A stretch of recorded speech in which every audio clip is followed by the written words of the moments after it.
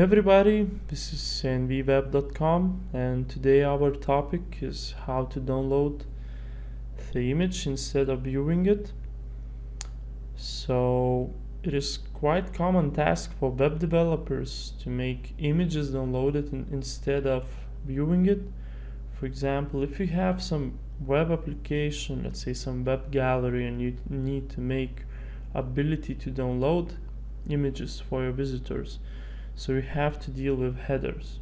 Actually, it's one of the ways how to do it. So I guess everybody noticed the images download link in Facebook. Facebook made such ability for their visitors, and I think it's very useful because it's fast way how to get the wanted image to your computer. So that's very nice. Okay, so first of all, before making our hands dirty with the code, so let's find out how headers work and how to get that headers, how to see it, how to see that information. When you type some address to your web browser and hit enter, your browser starts looking for IP address of the domain name, and when it has it, it sends request headers. And of course, after sending request headers, if everything went okay, so it gets response headers. So you can see headers information in Google Chrome web developers window or Firefox Firebug plugin. Okay, so now I'm using Google Chrome, so I hit Ctrl+Shift+I, and this is web developer window. Now I just hit enter. I get the image, and now let's see the headers. Okay, view source. Okay, so this is request headers and this is response headers. In the first line is the request to get the file. So to get that download.php file from host nvweb.com. So the server, before sending the wanted page, will send response headers that tell the browser about the result of a request. The response tells browser what to expect next. In first line, the browser knows that everything went okay and the file was found on the server and no errors were encountered. And depending on content length line, browser should expect this size of file in bytes, and depending on content type line, the file should be rendered as image. Okay, so if there would be some other type file, for example some HTML document which contains some additional file, includes like cascading style sheets, JavaScript files, images, so the need of additional files will be encountered.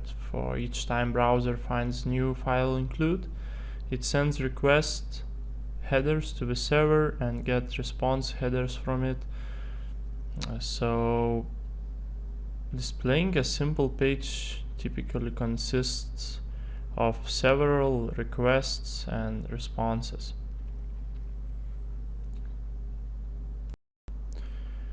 One of the more important headers is content type header, so this line. So if the browser knows what to do with the type of content it is to receive, it does it. For example, if browser knows that the content will be some text or HTML data, so the browser renders the page in its viewport. If it's an image, it also renders that. And on the other hand, the browser encounters a type of content that it doesn't know how to handle, so then it displays the dialog box asking the user what to do with this file. As I mentioned before, you can also use Mozilla Firefox plugin, Firebug.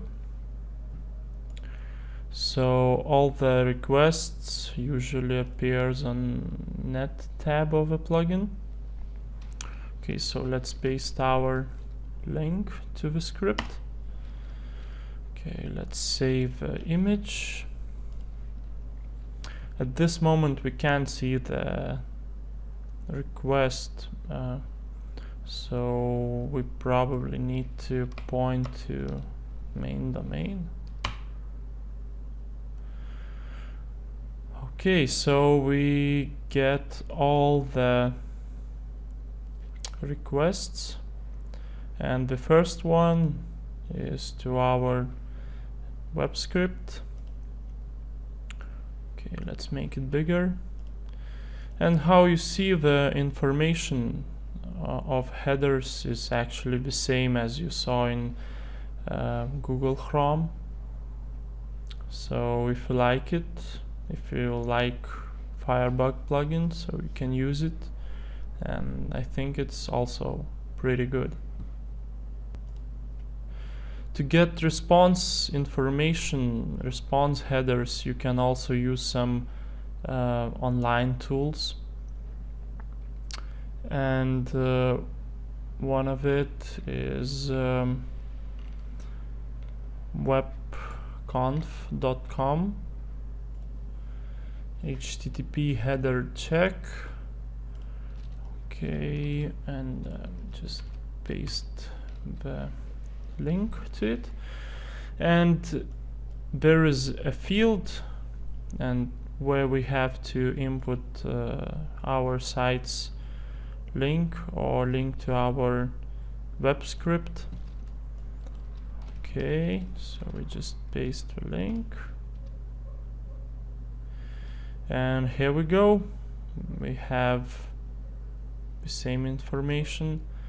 Actually, this information provided by this tool is a little bit simpler, but that's okay. You can get the main idea of it. Okay, so the boring stuff is over, and now we can go straight to PHP code and see how to send headers information correctly. So this small piece of code sends the correct content type for an image, and it also sends the file size, and also tells the browser to offer a download dialog with a suggested name picture.jpg, and then opens the file, sends the content to the browser, and simply closes the file. You may notice that the file name we read is different from the file names suggested to the user. And that was done only to illustrate that they no need to be the same. Actually, they can be the same, but it makes no difference at all. So that is very simple example, and we can take a look to more complex PHP code, which can be also used in some real-world applications. At first, script takes file name of the image file, which is located in the same folder as PHP file.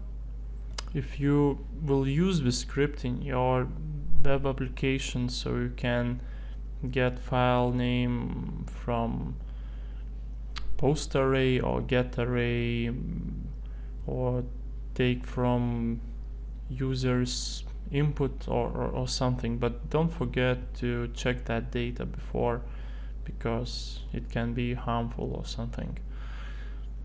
Okay, next thing is to define MIME type list of the image files. I defined some MIME types which are pretty basic.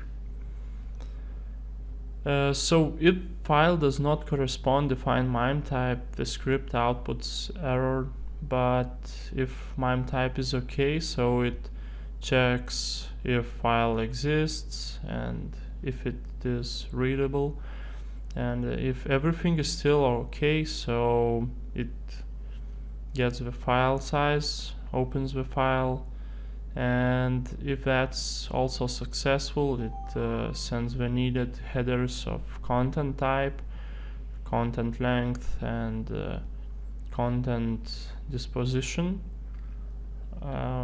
Then uses the PHP function passthrough and sends the file to the browser, and in the end it simply closes the file.